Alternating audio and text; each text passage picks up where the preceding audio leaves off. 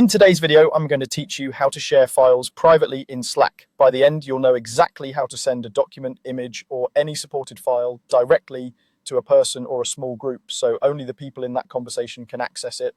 First, open your browser and go to app.slack.com. If you're prompted, sign in and make sure you're in the correct workspace, especially if you belong to more than one. The steps are the same whether you're using Slack in the browser or the desktop app, but I'll demonstrate using the web version so it's easy to follow along. Once Slack is open, look to the left sidebar and click on DMs. This is where your private one-to-one and small group conversations live. Choose the conversation where you want to share the file. Take a moment to double check you've selected the right person or group. Privacy in Slack is based on the conversation you send to, so choosing the correct DM is the key to keeping your file private.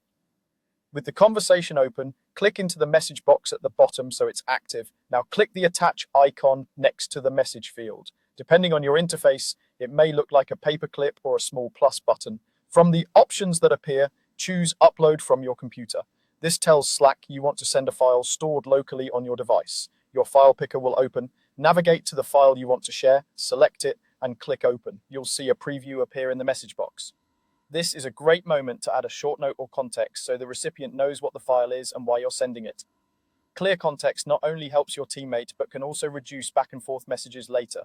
When everything looks good, click Send. Slack will upload the file and post it in the DM. You should see the file card appear in the conversation with its name and, often, a small preview. Only the members of this direct message can view the file, and they'll be able to download it just like any other attachment. A few quick tips to wrap up. If your file is large, give Slack a moment to finish uploading before navigating away. Keep an eye on file types and size limits set by your workspace, and consider compressing large items if needed for faster sharing.